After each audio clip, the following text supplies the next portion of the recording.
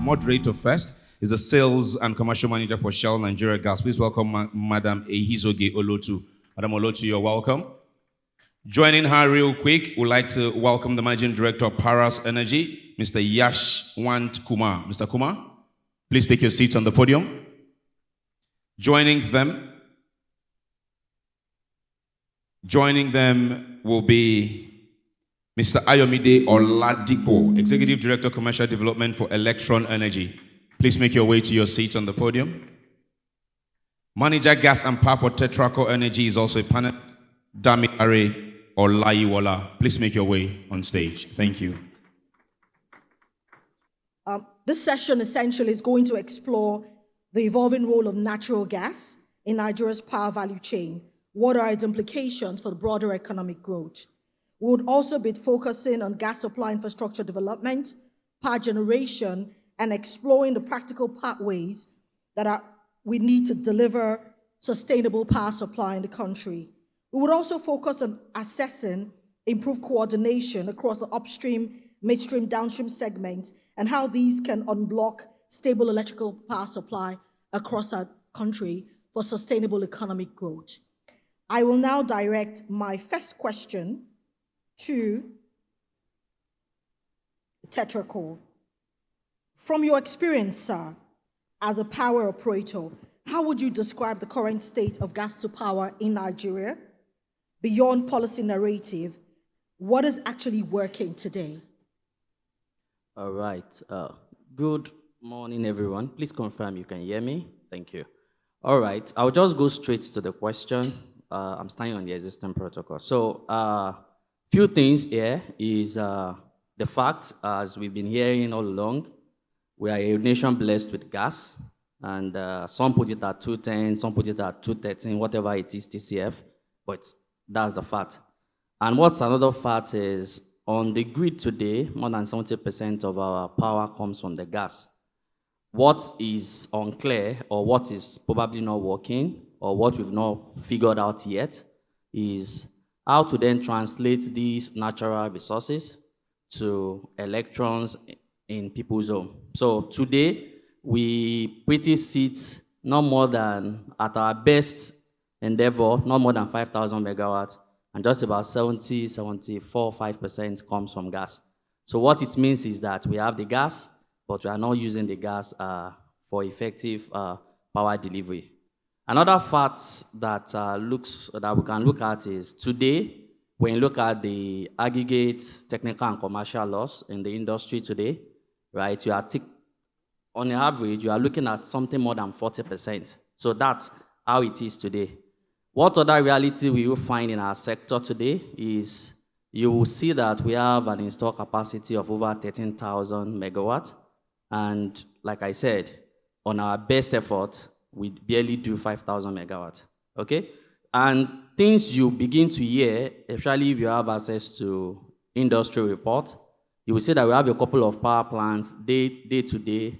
What you see on their status is they are not operational due to gas constraint. Of course, yes, other things you will see is due to grid limitations, and other things you also see in some other fora is that discos have decided to reject load. Other realities you will see in the sector is also cases of debt, whether the customers are the one not paying, or it is the GENCO not paying the GASCO, or it's embeds unable to settle every participant. So those are the things, those are our realities today. And it's really sad that, and I went it with this simple story, right? I'm still a young man. I came into this industry hoping to solve a problem, and I went to school to study engineering. I've practiced more than 10 years in the industry already, and it seems as if every intervention the government, successive government have done till date is not yielding results. We've not been able to cross the 5,000 megawatts, and that's just what the reality is. You will hear various interventions, whether it's NDPHC, bringing up a new plant or commissioning something there, or it is the Presidential Power Initiative commissioning a new substation there or there. But the reality remains that I've never witnessed a time in my life where we've had a grid over 5,000 megawatt. I think those are the realities today. And as I wrap up, what you then see is that a lot of us have then decided to start sharing the pie, okay? I think His Excellency, the Deputy Governor of Lagos State, saying, a lot of people have gone into the IPP. They felt maybe that's the solution, but it's becoming clear that that might just be a temporary solution. He said he's paying for more power than medication in itself. So I think another thing we are also seeing is that we just have a cluster of people that are able to enjoy 24-hour supply, maybe due to the fact that they have good gas contracts, good energy companies providing their services. But in a larger scheme, when you look at the nation as a whole, I would say we've not moved at all in the last 10 years. And it's sad, but that's the industry reality as of today. Thank you. Thank you so much, Mr. Olayiwola. I would move next to you, Mr. Kumar, Paras Energy. How significant is the challenge of gas supply, reliability to your power operations, and what mechanisms have proven most effective in managing gas supply reliability and supply disruptions? Thank you, ma'am. His Excellency, Deputy Governor, and all other my colleagues here. In terms of reliability to get the gas supply as a generation company, what we do, we have a parallel contracts, let's say the supply from the gas supplier, then backed up by also NGML, we have a contract, and also we have a contract in case of interruptible gas, if the gas supplier has a problem. So, couple of contracts ensure the gas is available onto gas pipeline. So that's number one. Now, once we ensure that the gas molecule for the power plant is there onto the network, then on the network maintenance, we depend upon the government, the NNPC, NGIC. And I would say that in most of the time, that's the reliable, unless until the unforeseen situations. Otherwise, we do not see the problems. What we have also seen that the gas pressure problems at our locations, and we are seeing the improvements into that. So the gas pressure at our facilities is one of the challenges. And what we are addressing that by having our equipment which can run at the low gas pressure. So that ensures, even though in the systems gas pressure is low, our equipment that what we have selected can run with a low gas pressure that makes us plant run and produce power. In terms of reliability, what you have asked about, the reliability comes from the gas supply, gas pipeline, running that equipment, substation, and to the TC network. We also have seen of late the various improvements happening into the various areas like TCN, and we on our own have ensured that we have a spare engines, we have a spare bay, which ensures that the power what we have committed to customers is always available.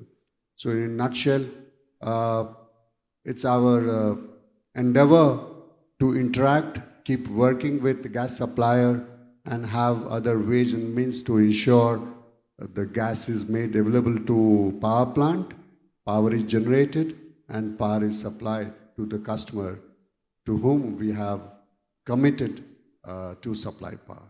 Thank you. Thank you, Mr. Kumar. We see that generation is not just on the face of it. There are all of the underlying issues. Thank you so much for that. So we will go over to you, sir. Thank you. So if we look at what are the most critical constraints? We're going to look at cost structure and commercial viability. Gas to power is often promoted as cost efficient, yet operational realities can differ. What key factors currently drive the true cost of power generation in your operations, and is the current NRC tariff truly cost reflective? Thank you, Madam. The Deputy Governor, Honorable Commissioner, PAMSEC, MD GACN, please permit me to stand on existing protocols.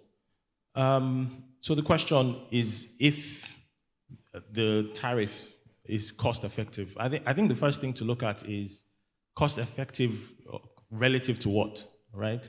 I think first in comparison to self-generation, which the Deputy Governor alluded to, if you're self-generating using diesel generators, in a Naira per kilowatt hour basis, you're probably spending anywhere from 600 Naira per kilowatt hour. So anything, almost any source, it's probably the most expensive source of thermal generation, right? So gas, relative to that, is very cost effective. But if you then layer, from a developer's perspective, if you then layer the different costs that build up to your final tariff, you then evaluate it and say, is it at the current, using NERC as an example, at 209, depending on the disco, is it cost effective? So if I'm building, and let's just layer it, if I'm building a new power plant as a developer in a gas distribution zone like Lagos, cost of gas is regulated, right? And that cost of gas is $9 per 1,000 scoff. That roughly translates to about 120 Naira per kilowatt hour, depending on other factors such as the engine efficiency, heat rate, etc. But roughly about 120 Naira. If you then layer on the cost of the equipment, the capital I'm investing, which is dollar-based again, that's an additional 90 to 120 Naira in terms of capacity charge. So those two alone gives you about 240 Naira per kilowatt hour. If you then lay out the other additional costs, the distribution infrastructure, additional infrastructure required to get the power to the end user, you're then looking at anywhere from 240 to 270 Naira and above.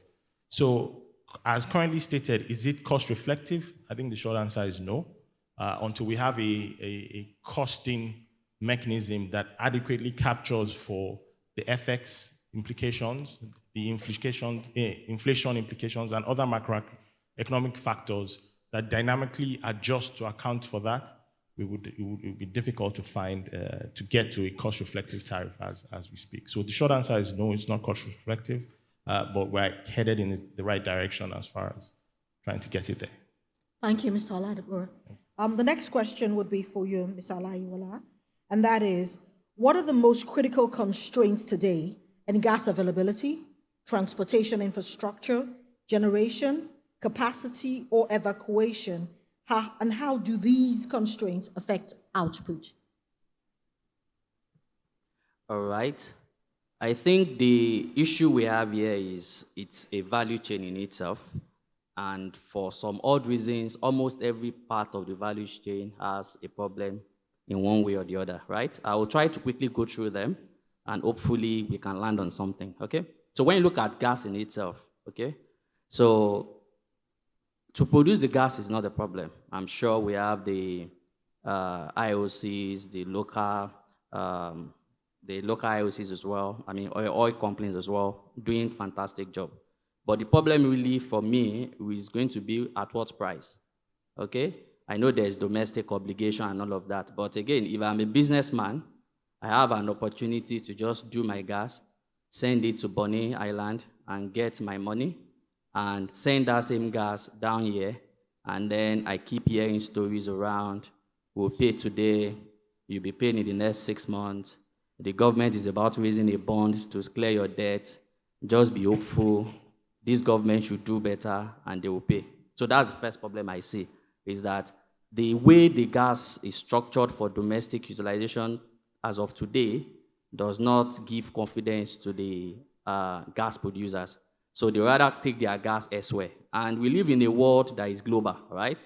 Meaning that there are countries, there are places, thanks to some of the geotensions happening around the world, where the need for gas is like no other in recent time. So that's the first problem, is you are looking at the pricing at which that gas needs to come to them. And that's why you see in time past, a lot more companies just prefer, I'd rather flare this gas than push it through the pipeline and be looking for money 6 months, 2 years down the line. So that's the first problem, and that's why you see a lot of GENCOs will tell you gas constraints, okay? That's one part. Another part of gas constraint will then be that when you check within the industry today, How many gencos can you really point your finger at and say, these people have bankable, firm contracts? You see a lot of them, they just do interruptible. So what that means is that if I wake up today and I'm able to gather 20 million scoff of gas, I can push to you. Tomorrow, if I wake up and I look at my portfolio and I see it's only 10 I have, and if I wake up another day and I can only manage 2, and don't forget, this is the gas that is supposed to be used for power, right? So that's the first constraint. The second constraint, of course, has to be, as soon as you are done with clearing that challenge, pushing the gas through the pipeline, I'm sure we are all aware of all manners of vandalism that can happen within this, our wonderful territory we are in, okay? The next constraint, let's now praise God that we've been able to get the gas to the power plants. You then begin to see all manners of issues, right? So a lot of our turbines, of course, yes, they are not produced here first. So whatever happens to global supply chain industry happens to them, okay? You've earned in night, and whatever happens to FX also happens to them. I remember there was a time I used to work as a maintenance engineer in one of the power plants in this country.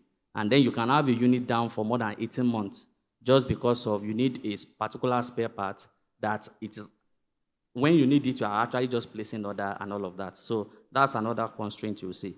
Let's now imagine that you've been able to solve this constraint I've listed out. Immediately you begin to want to export that power, then you can begin to imagine up another level of constraint. Either the TCN is unable to wheel, or days when TCN is able to wheel, DISCO is unable to take. And days DISCO is able to take or unable to get to the customers probably don't want to use, or they want to steal, or they don't want to pay. So those are the constraints you will see as you move along the value chain, right? And just to summarize it, right? At some point, you will have infrastructure issues, whether some machines are due for maintenance and there's no money to do them, or the expertise needed to even get them to fix them are not available. And if you are unlucky that, I remember there was a maintenance we were due for in those days during COVID, and people could not fly all around again. We had to turn ourselves into OEM and then seek collaboration virtually to be able to resolve it. So in summary, I would say we still have a problem of wheeling from TCN end of things, right? I think till date, TCN, we've not really tested continuously the highest capacity the TCN folks have said they can conveniently wheel. I think we've only hit it once or twice, but we've not really had time to stretch test it, because as we are hitting it, is either one Genco is going down and another one is just coming up. So I think those are the issues that is plaguing the sector today, from physical discipline to settlement, just little settlements of gas cost and all of that. And it seems as if nothing is really working. And of course, yes, before I then wrap it up, there's also the issue of metering, which cannot be overemphasized. I think more than 60% of the customers on the grid today are not metered. Okay, so what that gives us is, it gives an avenue for a lot of commercial loss, and you have just to find a way to block that gap. I recognize the fact that the government had, in many instances, tried doing something about it, but again, like I say, it hasn't worked yet. Once it is working, all of us will know, and we should be able to solve some of the commercial leakage we have in the industry. Thank you. Thank you so much. Indeed, there are constraints, but matched against our collective will as a nation, I believe that they're not insurmountable. Mr. Kumar, I'll go to you for the next question. How does payment assurance, or a lack of it, impact your ability to scale gas-fired power operations, and what structures have helped mitigate this risk? That's a wonderful question. For us, if we are not get paid, how come we can pay to the gas supplier? How come we can pay to our staff? So the payment assurances is the key to sustain the business. As a 100% private organization, it's very, very critical for us that we get paid to sustain our business. In order to ensure this, the contract what we have, we ensure that we get paid. And there had been instances where we did not get paid. We suspended power supply to them because we cannot sustain that business.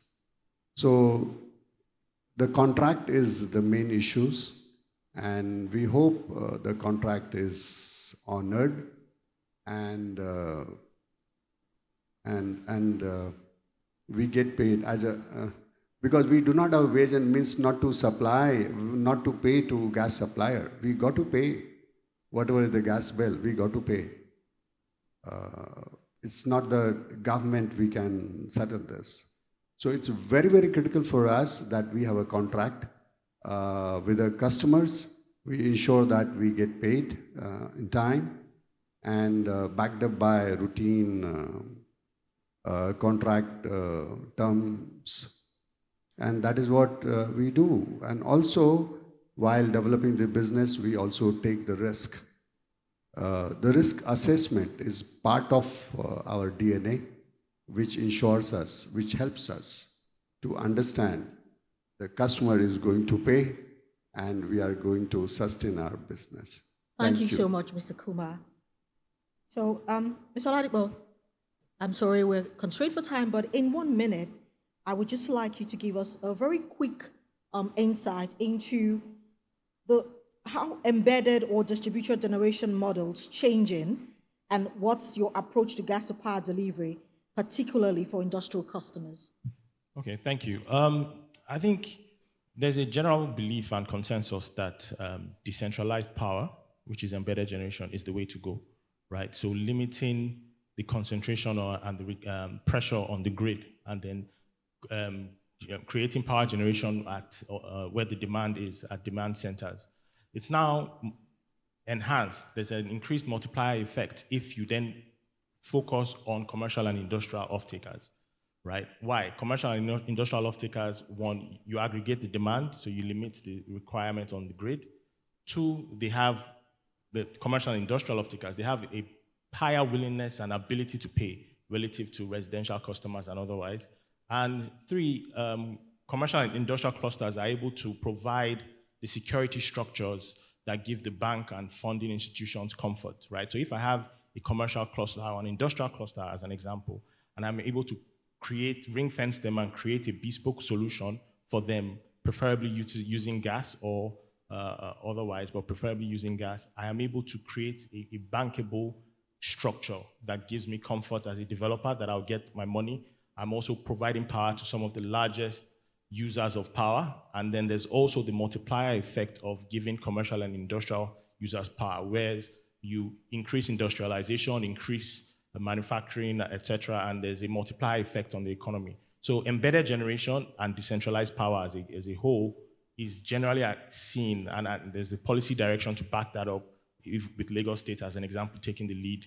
There's policy to back that up that if we chart that course, there's a potential to see a solution that can be replicated across the country and largely solve a lot of our power problems, especially targeting commercial and industrial users and creating that multiplier effect for the economy. So it's a blueprint that we at Elektron believe in, and it's one that we believe can be replicated across the country to the benefit of Nigeria. All right, I can see a very able compare giving me the side eye on timing. So, my dear panelists, 30 seconds. I would start with Mr. Kumar. Same question. If you could identify one decisive intervention, be it commercial, regulatory, or infrastructure related, that would most significantly improve gas to power reliability in Nigeria, what would it be? Go, 30 seconds. It's a regulation. The regulatory framework must let the private investors come, invest, and reach out to the customers directly, if possible. Thank you. Okay, I think the regulation, we're on the right track with the Electricity Act, the decentralization of power generation, and states being able to create their own electricity markets. What I would say is a disciplined implementation of these plans. For instance, Lagos State has outlined wonderful plans. So as long as we have disciplined implementation of that plan, seeing it through, I think is what I would like to say. I think we're on track as far as the regulatory framework. Excellent. I think for me, I would just summarize it as payment and assurances of settlement of all players. And there should be, like I think the Honorable Commissioner mentioned the other time, what they are trying to put together in Lagos.